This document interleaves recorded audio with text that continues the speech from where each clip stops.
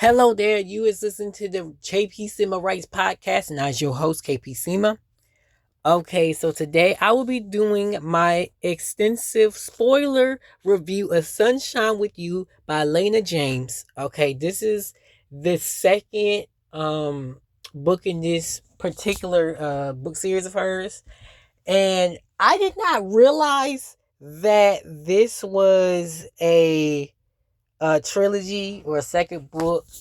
I'm be honest, I just signed up for it not knowing if I was going to get chosen to be an early reader copy reviewer, but I was chosen to be an early reader. And man, I am so thankful because being an art reader is amazing. You get to read books before others do. You get to see the rawness of it, and this is no exception. This is such a great book. I just have to start off by giving a shout out to Layna for such an amazing book. It truly resonated. There are so many parts of this book that resonated with me, that touched my heart, that I could genuinely connect with. And I'm gonna say this now, but I'm gonna go into it later. There are so many quotes in this book that I just quote any time. Like it just like it the let's just put it like this. Hunter was spitting facts, but we gonna get to that later on. Right now, I want to read y'all the my KP's synopsis of it. Um, and here we go. It's about two best friends. Ashley, who is living the epitome of the phrase "in between a rock and a hard place," not knowing rather to do what she loves or continue to people please her way through life. And Hunter, who's a master at detaching himself from his emotions, and a playboy with a different girl on his arm weekly. Beyond his disconnected demeanor, one person, one woman can break through those barriers, and that is in fact Ashley. The two best friends find themselves in a situation that brings both suppressed memories and feelings that they've been rejecting for years. When a new suitor who seems like the perfect match starts pursuing Ashley, that's when Hunter comes to terms with his true feelings for Ashley. Mixing love and friendship may be the medicine they both need in their lives. Now, that is the capitalized version of the synopsis of the book. This is different from the author's blurb. Um, I made that specific synopsis because the blurb was too long to put on the Instagram post. I'm be mad honest with y'all. That's why I did that way. But yes, that pretty much describes the book in a nutshell. Um, Now before I get into my notes, I just want to say this is my second erotic read. Um, Again, I didn't read the first book, but it was very classy. It's very tasteful. Um, yeah, like it really, you could feel the love between the characters. I'm gonna say it like that. I'm gonna go deeper in it as it forward, but I just had to let y'all know. Now, the first thing I want to talk about is Ashley. I just love how we were able to connect with Ashley's mind.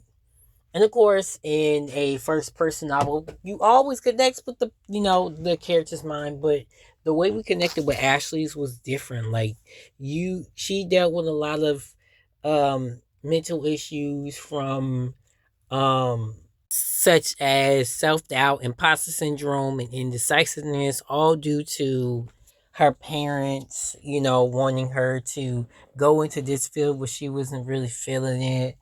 And you could really see with her and Willa, the who is the main character with the female lead of the next book, but you could see just like their relationship with their parents, and you could see just from her perspective like this shift in it where it was really on edge, especially with her mother. And then you see, as per Hunter speaking up upon Ashley's behalf, um her being able to be herself and not have to be forced into being a teacher like her parents have desired for her to be, and for her to be go into the field and teach swim lessons like she truly going to be, and that transition of that and her going back to therapy and doing and getting right mentally slowly,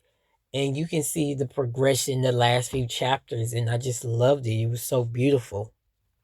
And the part that really, the funniest things about these books, and we can always see, is the, especially best friends, the lovers, you always see a denial of, okay, nah, I'm tripping, we ain't supposed to be together. Like, you're pushing away, suppressing the feelings, and you know I was just waiting for that moment where she was like, you know what? Hunter is the man for me. Like, he is everything I've been looking for, everything that I've never had. And, you know, it took her a minute to see his things. And it's kind of, I do love how it showcased, like, she's been done wrong by this dude, that dude.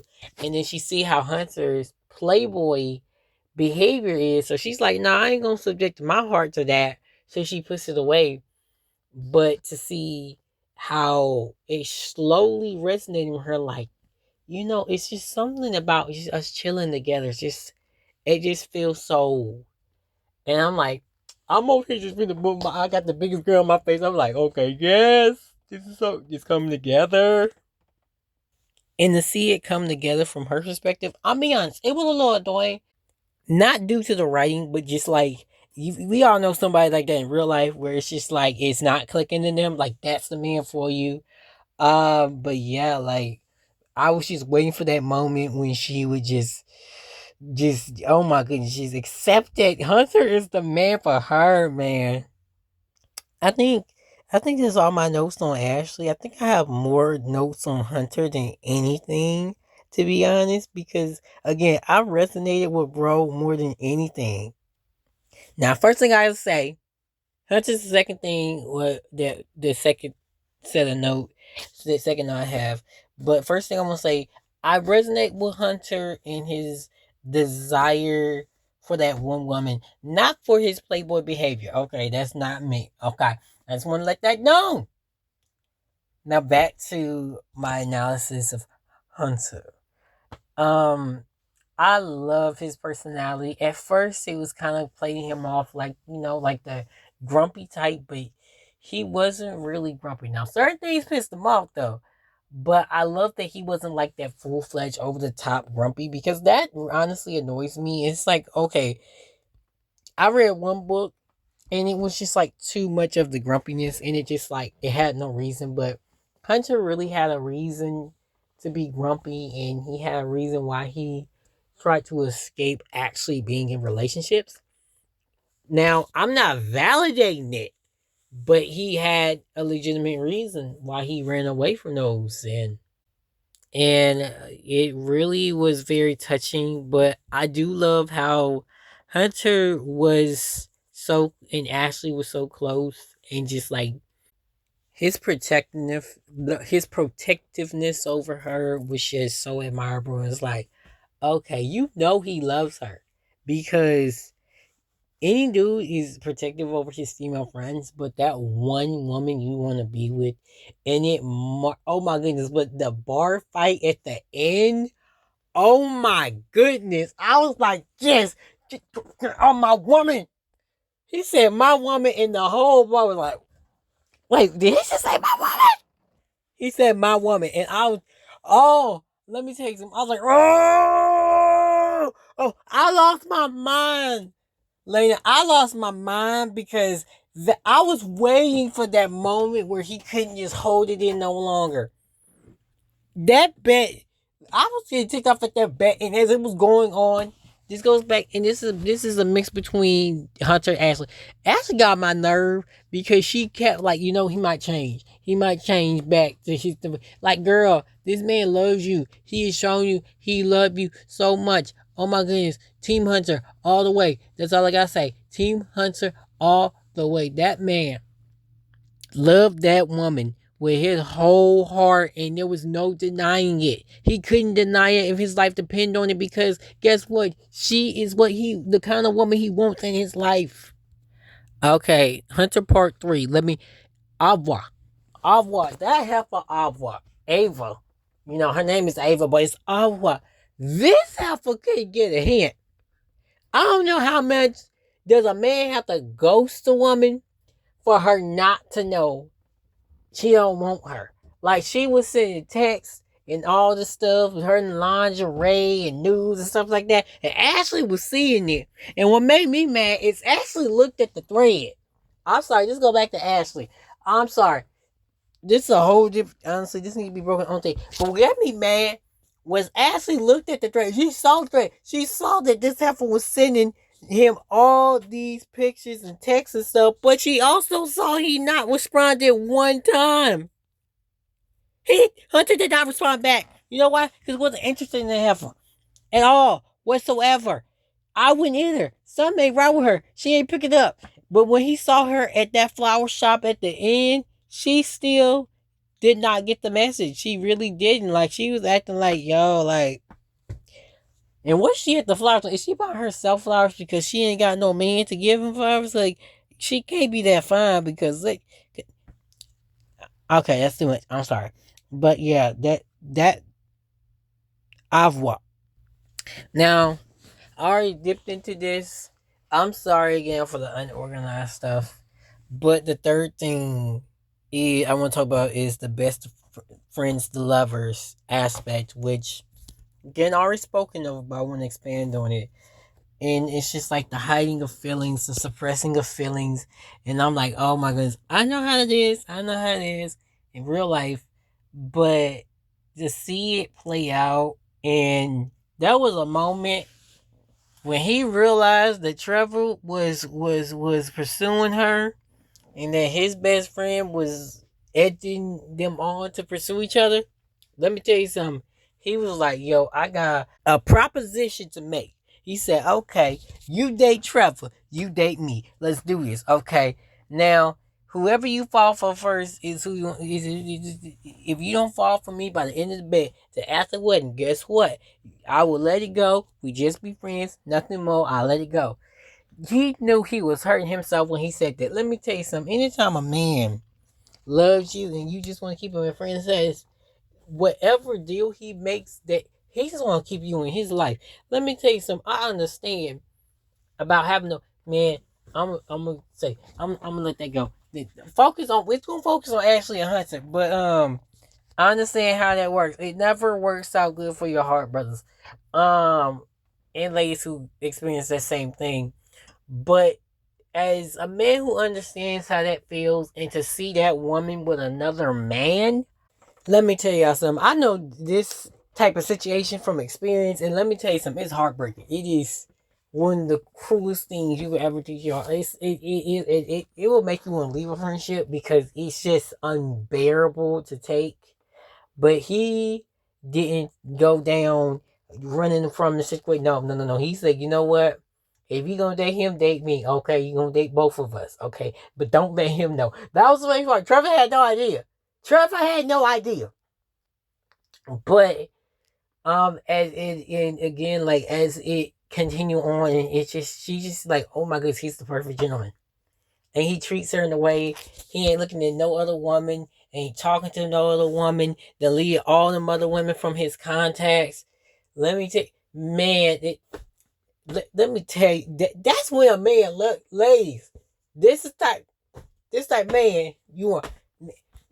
This he catered to this woman. He just everything, and in the moment where she needed a break and where she desired a break, he was like, okay, I'm gonna give you this time. I'm gonna give you a whole month to yourself, and he did it.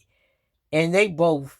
And one thing I love about they both was reaching to text each other, to call each other, but they were like, okay, nah, let's not do that. But I just love how you, the first person they wanted to tell everything to was each other, and they didn't all that time. But the big thing is they had people filling each other in on certain things. Um, Willa filling in Hunter on that stuff, and Hunter filling Willa on all those other stuff. Man, I love that they pulled together. Oh my goodness, that was so beautiful. And I just gotta just talk about how Trevor understood in the moment when she admitted to him that she and Hunter were also dating. And he was like, yo, if I knew Hunter was due, I would have been just like left, like backed out and just let you and him be because you can see. Like, I like Trevor. At first, I thought I was like, okay, he too good to be true. But no, he was really good dude. And he was like, I see how much y'all love and care for each other. So I'm going to back off. I'm going to let him love on you. And I just love how in the end Trevor was one of the people helping to get Ashley and Hunter together. And he came up with the corniest name for the operation, the mission. But you know what? He man, Trevor a real one. And he's also gonna be the male lead of the next book. So y'all stay tuned. Check out Layna James writes on Instagram. Check that out so y'all can stay up. She just released the arc, so sign up and maybe you'll be a part of the arcs. Hopefully, I will be because I can't wait to see Willa and Trevor's story. It's gonna be so dope, so dope. The fourth thing I'm gonna talk about is Hunter's mom. Now, let me tell you something. Hunter's mom got on my nerves up into the last few chapters. Like her every chapter she was on page, she got on my nerves.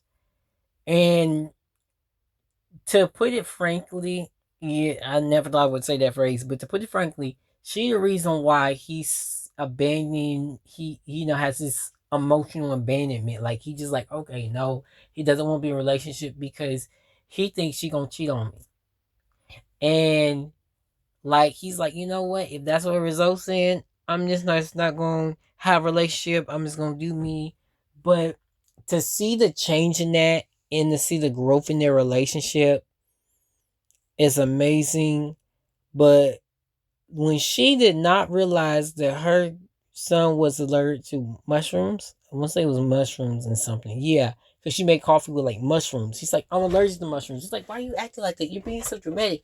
It's like, Mom, I'm not acting dramatic. I'm allergic to mushrooms. And yeah, he gave her son an allergic reaction because he forgot he was allergic to mushrooms. And Ashley thought he had ghosted her when he was over in the hospital, well, fending for his life, all due to his mother's ignorance to his thing. She pissed me off right there. And she was acting so nonchalant the whole time. Like, your son is having an allergic reaction. Your eldest son is having an allergic reaction, and you cannot take nothing seriously. But to see the growth in their relationship towards the end, and just the fact she made a whole scrapbook, and he, even though she was continually following her in his high school years and his college years, she didn't. He's like, wait a minute, how did she get this? She was there. She was there hidden in plain sight. And I said, you know what? You ain't that bad. You ain't the greatest mom, but you ain't that bad. Because to mark those things, and that's what my mama does. She loves marking those moments in our lives, right? Monumental or small. Like she marks them joints. So at least she does have some motherly appeal. Because one thing about mama, our mama is going to mark something oh my goodness. She, from the first tooth to the last tooth loss to the first birthday, 18th birthday, 16th birthday, to every award, every competition, every play. Mama gonna remember. Mama kept pictures. Mama just gonna cherish the moment. So I gotta say, by the end of the book, I had a liking for his mama. Okay, now I'm gonna go back to this. It's the fifth and final thing. Them sexes. Well, actually, this ain't the final thing, but this fifth thing. Them sex things. Now, to my Christian audience, I apologize. Um, well, I seen Christians watch forever, so y'all don't judge me. But I gotta say, these sex scenes, I felt the love in everything. It wasn't just a heat of passion. It just wasn't them, like, oh, just casual. No, this was, I want to be with you for the rest of my life type love right here. And it showed. And I was like, every time, it just felt so natural. Like when I say you can see the love, like in the color afros and the conversation, and just their demeanor, like there was no like one night stand demeanor. Even when they did plan on something being a one night stand, you could see the love, the cuddling afterwards. Man, I think that's what I want. Like married first, but come on, it was really classy and um, it'll turn anyone on. Long story short, sex scenes is amazing. Now the sixth and final thing is the quotes. The quotes are amazing. Let me tell you some. Hunter said some stuff that was just so profound and I love so much. And I hope Layna does not mind one bit if I just quote some of the things that Hunter said throughout the book. One of my favorite quotes he said in the book is in seeing how Chase and Kayla, as Chase was comforting her when she was having the breakdown at the bar, he said, "This is what I want, this unapologetic display of love and devotion." And honestly, that's what he showed her. Like the unapologetic display of love and devotion that Hunter gave her, and she is denying it the entire time, was just so heartbreaking. But it's like, that's all you can do. Another quote, and I know any woman will want this to hear a man say this. "I want to keep her softness safe from anything with the potential to eclipse her light. Be her refuge, her safeties, hers. That's what this all boils down to. Being completely hers is the only thing I want." I understand that statement of high capacity. Let me tell you something. Oh my goodness. That quote burns within me. That quote is something I've never been able to articulate, but I understand that wanting, that desire to protect, to love a woman and just be everything she needs. Okay, you need to cry. Okay, come here. I got you, baby. We gonna get through this together. We can talk about it. We can pray about it. We gonna push forward through it. Come on. So man, like that quote. These quotes should show every quote Hunter says within his mind, even out his mouth. Man, it just shows his devotion and love and how much he cherishes Ashley. And I love and respect this book so much for that. Like, I love a male lead that truly loves the female lead, that truly loves the woman with his whole heart and not just his penis. So yeah, I'm just gonna read those two. I was gonna do more, but y'all gotta read the rest now. But I did share some of the pivotal point ones. But again, this is a spoiler review. But I gotta give y'all the rating. Okay, and I'm gonna give it a clean infinity out of 10. Now, anybody knows me. If I really love something, it gets a straight up infinity. And that's what this gets. This is an infinity out of 10. It was an excellent novel. I loved it. I can't wait to read the first book in the series and the final book of the series. Um, and I just, Layna, I know you keep on writing because your books are needed. These stories are powerful. They are telling elements of people's lives that I personally have never seen in a novel. And the way you do it is very classy and it's very like you. I can't. Okay, I'm stuck to the page. I'm stuck with next chapter. Okay, I just keep on reading like and just like okay, what happens next? Like it's not predictable, and it's like okay, so okay, where I think it's gonna go, it ain't gonna go. Okay, so it is so beautiful. Please keep on writing, keep doing what you're doing. Thank you for everyone that's listening to this episode.